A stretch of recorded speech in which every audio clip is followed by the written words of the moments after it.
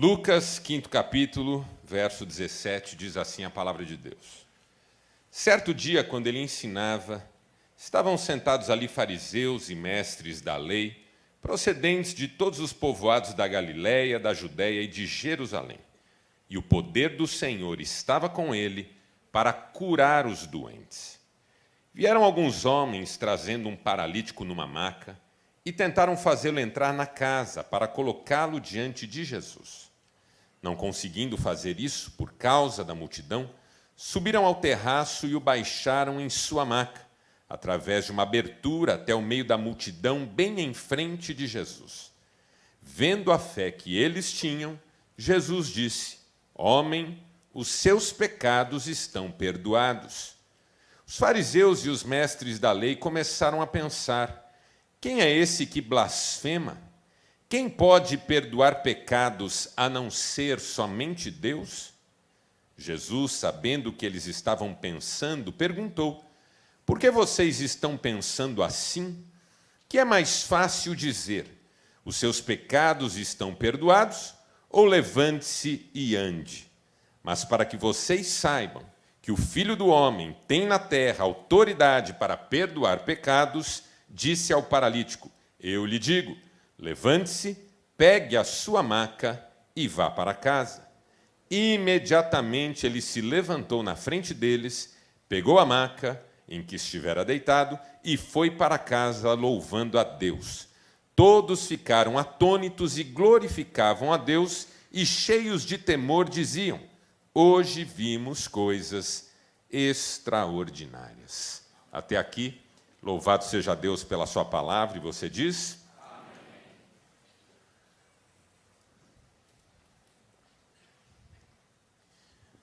O que é felicidade para você?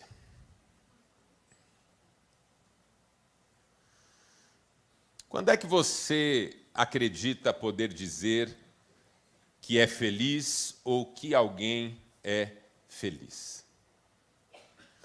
O Dr. Sigmund Freud, num livro chamado Mal-Estar da Cultura, escreveu que felicidade tem a ver com bem-estar, com prazer, com uma experiência plena de vida. Só que ele também escreveu que a felicidade tem lá os seus inimigos. Por exemplo, a natureza, que é impiedosa e que muitas vezes nos atropela e nos rouba esse bem-estar.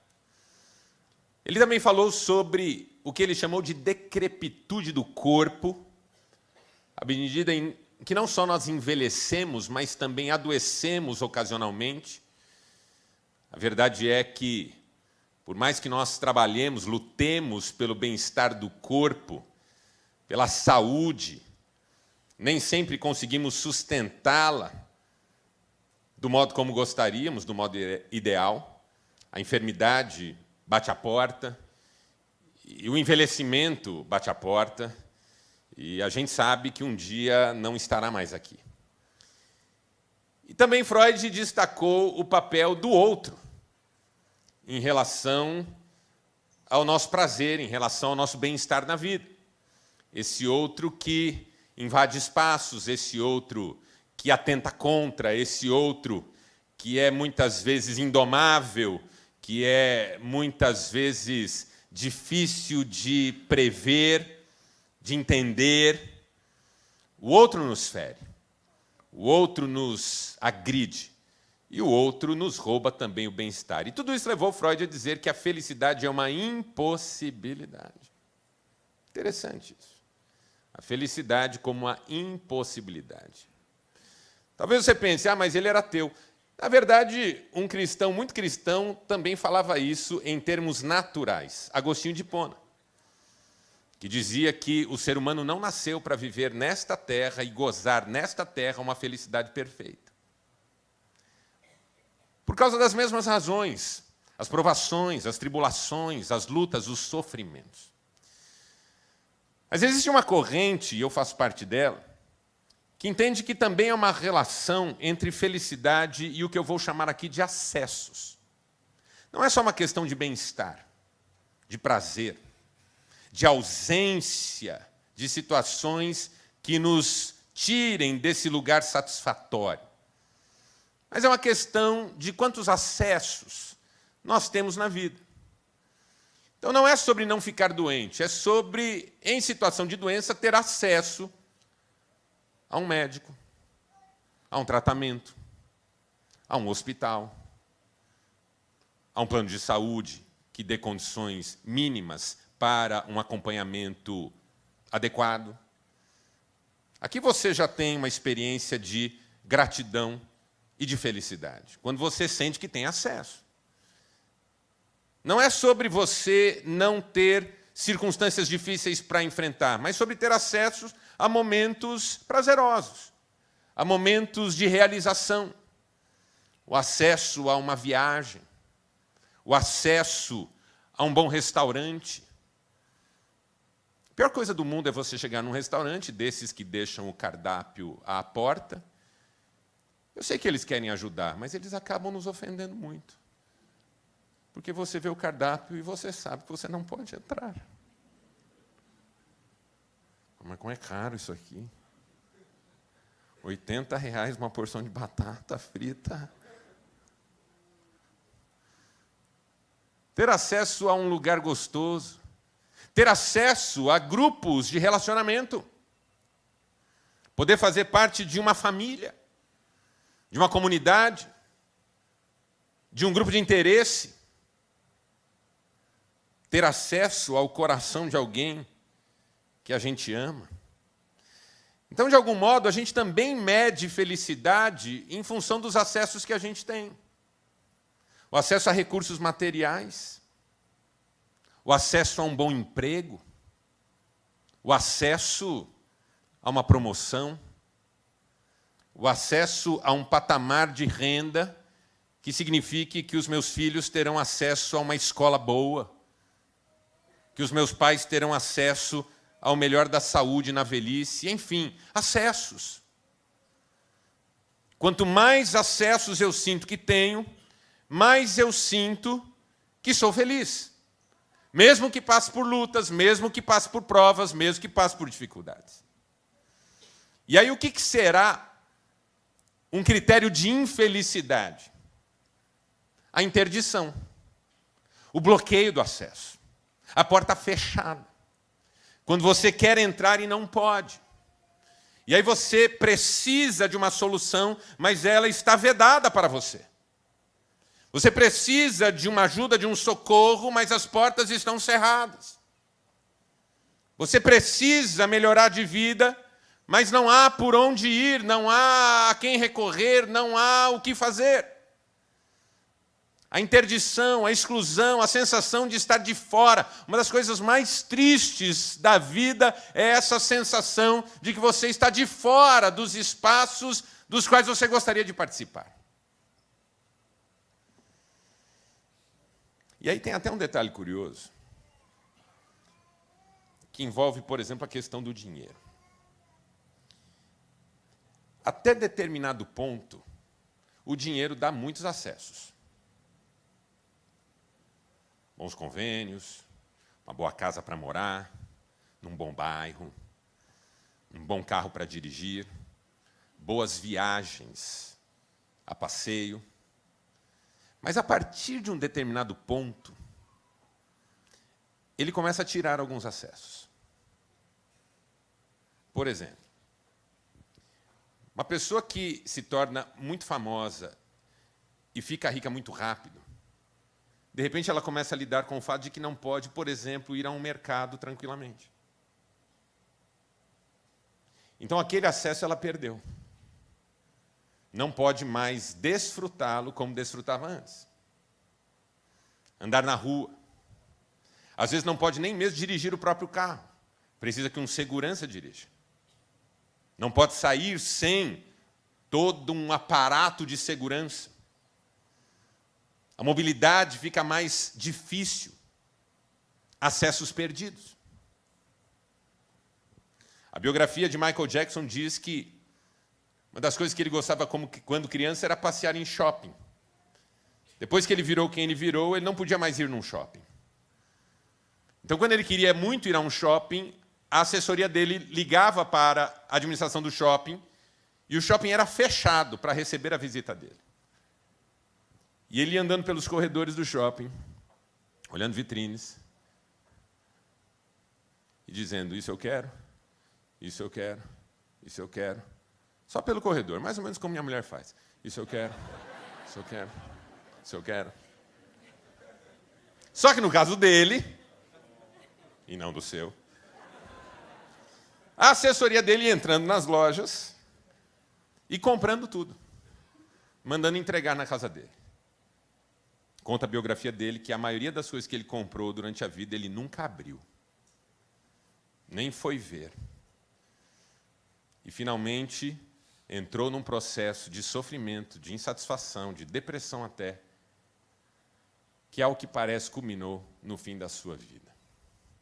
Essa é uma tese que o sociólogo Émile Durkheim defendeu no livro O Suicídio, quando ele fez pesquisa sobre índices de suicídio e chegou a uma conclusão assustadora, que na Europa, daquele momento, nós estamos no século XVII,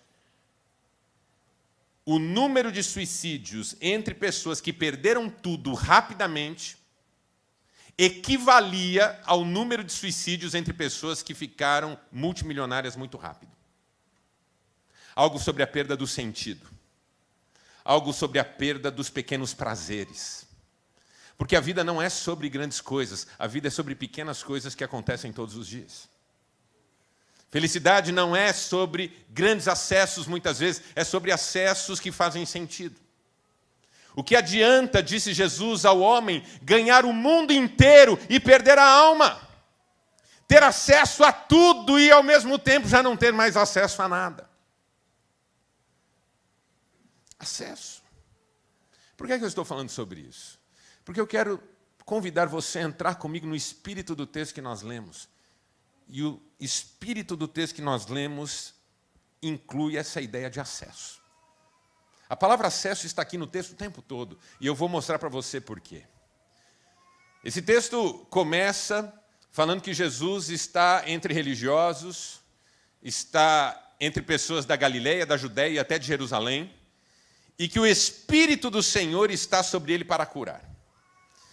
Havia muitas pessoas ali na casa, tanta gente que não cabia mais ninguém.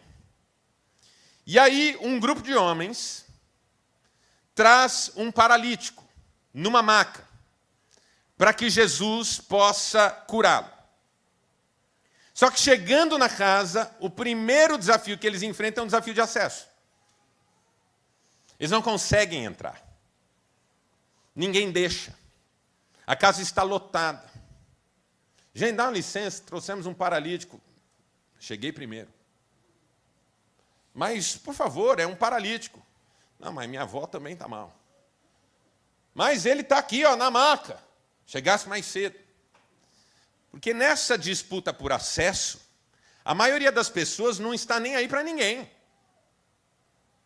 Você quer ter acesso, o outro também quer. Ele vai fazer de tudo para que ele tenha e você não. O exemplo disso é o trânsito. Por exemplo, por que você, andando na via pública com seu carro, vê um outro carro querendo entrar à sua frente, ele faz um movimento e você percebe que ele não dá seta? Por que ele não dá?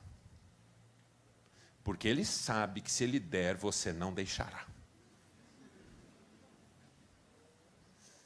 Essa é a ideia. Por que eu vou avisar do que eu quero fazer? Só para ele ficar incomodado e já se posicionar nesse lugar que eu gostaria de acessar? E quando a pessoa entra na sua frente, uma raiva quase demoníaca inunda seu coração. Você pensa coisas horríveis, faz xingamentos, como você é crente, você xinga como crente. A malequita.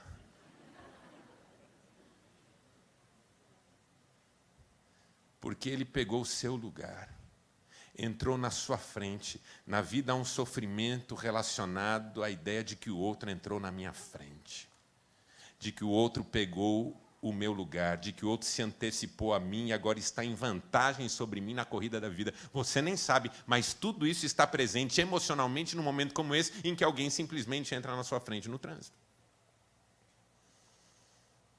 As pessoas não estão muito interessadas se você está sofrendo e se o seu sofrimento é grande. Cada um quer o acesso, e quem tem o acesso não abre mão, e quem não tem que lute. E aí há 4 homens levando um paralítico numa maca, e eles não conseguem entrar na casa. Porque não há acesso. Só que aqueles homens eram homens extraordinários. Homens de fé, diz a Bíblia. Eles viram que a casa tinha uma cobertura em que eles podiam subir. E eles sobem, levando um paralítico, gente. Qual que é o drama de levar um paralítico para um telhado? É que o paralítico não ajuda. O máximo que ele faz é falar, gente, estou escorregando. Pessoal, segura aí. Não tem muito como ajudar. Eu imagino aqueles caras chegando sobre a cobertura suando, cansados, esgotados. Mas tudo isso para dar acesso a um amigo. Porque talvez essa seja uma maneira da gente entender as pessoas que Deus põe na nossa vida. São pessoas que nos ajudam ao acesso. Às vezes eu não consigo acessar, mas Deus coloca na minha vida alguém que me ajuda a acessar. Que bênção quando você tem amigos que ajudam você a ter acessos. Por isso que Jesus disse, quando você for fazer um jantar, não faça esse jantar pensando em pessoas que podem devolver o jantar para você, porque essas pessoas já têm acesso a isso. Quando você for fazer um jantar, faça para pessoas que não podem retribuir, porque elas não têm acesso a isso, e elas vão ter por sua causa. Interessante isso. Amar é dar acesso. Quando você ama alguém, você dá acesso ao seu coração, você dá acesso à sua casa. Você dá acesso às verdades sobre você, às vezes até alguns segredos. Quando você ama alguém e você vê que a pessoa está sofrendo, você quer que ela tenha acesso ao melhor. Muitas vezes você põe a mão no bolso, tira dinheiro do bolso para pagar o acesso que a pessoa não pode pagar, porque você a ama.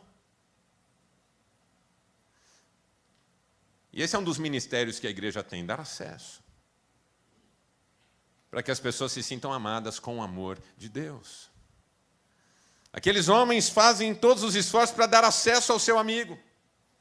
E conseguem. Porque há uma abertura na cobertura da casa, e eles então descem a maca por ali. Outra logística incrível. Nessa hora, até o paralítico é um cara de fé. Porque ele topa ser amarrado e descido para estar ali à frente de Jesus, no melhor lugar da casa, no lugar do acesso àquele que está cheio do Espírito Santo para curar, diz a Bíblia. Quando Jesus vê aquele paralítico, ele olha para cima, diz o texto, e vê lá 4 cabecinhas, suando, cansadas. E ele diz algo que a gente precisa entender com alguma profundidade aqui. Ele diz, os teus pecados estão perdoados. Com todo respeito, eu não levei um paralítico no telhado para ele ser perdoado. Eu não sei o que ele fez de tão grave, mas, por favor. E diz o texto que Jesus viu a fé deles, E vendo a fé deles, disse, filho, os teus pecados estão perdoados. Por quê? Porque a questão aqui é acesso de novo. Quando Jesus viu a fé daqueles homens, ele viu que aqueles homens estavam dispostos a fazer tudo o que fosse possível pelo seu amigo. que aquele amigo era objeto do amor de gente que tinha o coração marcado pelos melhores valores e virtudes. Só que aquele homem, naquela condição, naquela sociedade, experimentava muito pouco dessa realidade que aqueles homens lhe proporcionaram. Porque a sociedade da qual esse homem fazia parte dizia para ele que ele não tinha acesso, sobretudo a Deus. Como é que a religião da época se referia a pessoas que tinham, por exemplo, paralisias, ou eram cegas, leprosas, enfim, tinham enfermidades incuráveis? Abandonadas por Deus. Deus não as ama. Você tem um problema insolúvel, é porque Deus não ama você, Deus não gosta de você, Deus não quer saber de você. E porque Deus não quer saber de você, nós religiosos também não queremos. Então você não entra nos nossos espaços, você não pode participar dos nossos cultos, você não pode fazer as suas ofertas de gratidão. Por quê? Porque você é alguém a quem Deus abandonou. Porque você é alguém de quem Deus não gosta. Porque você é alguém que não pode ser amado. Então aquele homem cresce sem acesso ao que havia de mais caro para ele na sua cultura. O acesso à condição de povo de Deus, de filho de Deus. A vida inteira disseram para ele, você não tem acesso. Mas por quê? Porque você é um pecador, impuro. Olha a condição em que você está. Se Deus te deixou nessa condição, é porque você é uma pessoa muito má, muito ruim. Você se lembra, em João capítulo 9, os discípulos viram um cego de nascença e perguntaram, mestre, quem pecou? Ele ou seus pais para que nascesse cego? Era a cabeça da época. Essa pessoa fez algo muito ruim. Essa pessoa fez algo muito mal. Essa pessoa errou feio. É por isso que ela está nessa condição. Deus a está punindo. Deus não quer saber dela mais. Então imagine, irmão, irmã, por um minuto imagine o que foi para o coração daquele homem ouvir da boca de Jesus, filho, os teus pecados estão perdoados. Por causa da fé daqueles homens, Jesus se compadeceu daquele homem. Por quê? Porque a lição aqui é mais ou menos a seguinte: se uma pessoa pode ser amada por outras pessoas, não há obstáculo que a impeça de ser amada por Deus. Olha na minha direção. Mesmo que você não se sinta amado por quem você gostaria de se sentir amado, há pessoas que se importam com você. Há pessoas que já estenderam a mão para você em algum momento da vida. E é como se Jesus quisesse que você soubesse que porque em algum momento da vida alguém estendeu a mão para você, cuidou de você, amou você, Ele também vai cuidar de você, amar você, acolher você. Porque não há ninguém nesse mundo melhor do que Jesus, mais capaz de amar do que Jesus. Então, se aqueles homens amaram, muito mais Jesus é capaz de amar. Vendo a fé deles, disse ao paralítico, os teus pecados estão perdoados. E o que significa isso na prática? Você é bem-vindo. Você tem acesso a Deus. Você faz parte desse povo a quem Deus ama. A salvação está disponível para você. Você pode fazer parte do futuro de Deus. Você tem acesso. Porque os teus pecados foram perdoados, você tem acesso. Essa é a mensagem de Jesus. Essa é a razão para Jesus ter vindo. Foi por isso que ele morreu na cruz, para que aquele caminho que estava interditado para nós, agora estivesse aberto. E nós temos acesso à vida eterna. E aqui o nosso conceito de felicidade vai para o absurdo, para o nível infinito. Porque se felicidade está relacionada a acesso, que interdição pode gerar infelicidade no coração daquele que tem acesso à vida eterna? Por isso, quando Jesus fala de felicidade, no Sermão do Monte, no trecho das bem-aventuranças, ele diz: vocês são felizes porque terão acesso. Bem-aventurados os humildes de espírito. Por quê? Porque deles é o reino dos céus. Bem-aventurados os que têm fome e sede. Por quê? Porque terão acesso à comida e bebida. Bem-aventurados os que choram. Por quê? Porque terão acesso ao consolo de Deus. Bem-aventurados os pacificadores. Por quê? Porque serão chamados filhos de Deus. Bem-aventurados os puros de coração. Por quê? Porque verão a Deus. Ou seja, o tempo todo Jesus dizendo: vocês são felizes, não porque tudo lhes vai bem, não porque as circunstâncias são favoráveis, haverá momentos em que vocês chorarão, haverá momentos em que vocês serão interditados pelos outros, mas em todos esses momentos lembrem-se que vocês têm o acesso fundamental. Deus aguarda por vocês. Só que quando Jesus diz para aquele homem: os teus pecados estão perdoados, tem o povo da interdição ali, que não aceita isso de jeito nenhum. Como assim? Como assim? Sabe o povo da interdição? Que lá na fila, esperando, faz meia hora, e aí chega um senhorzinho.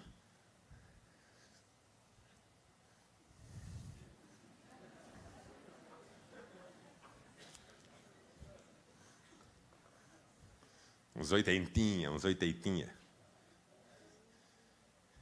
E aí ele passa na frente e alguém fica com raiva. Como assim? Como é que ele tem um acesso para alguma coisa que eu estou esperando? A turma da interdição é a turma que não aceita que o outro entre no lugar que ele está considerando seu, entendeu? Esse lugar do acesso é meu, religioso. Esse lugar do acesso é meu, faço tudo direitinho. Esse lugar do acesso é meu, não tenho doença, não tenho pecado de que possam me acusar publicamente, faço todas as minhas contribuições, cumpro toda a cartilha religiosa, esse acesso é meu. Quem ele pensa que é para dar esse acesso para esse outro? A vida inteira nós dissemos para esse outro que ele não tem acesso, e agora vem esse e diz que ele tem? Que história é essa? E Jesus percebe isso. E diz o texto que quando Jesus percebe isso, ele olha para essas pessoas que anseiam pela interdição do acesso daquele que elas não aceitam. Ele olha para elas e diz: o que é mais fácil? Dizer que ele tem acesso ao perdão ou dizer que ele tem acesso à cura?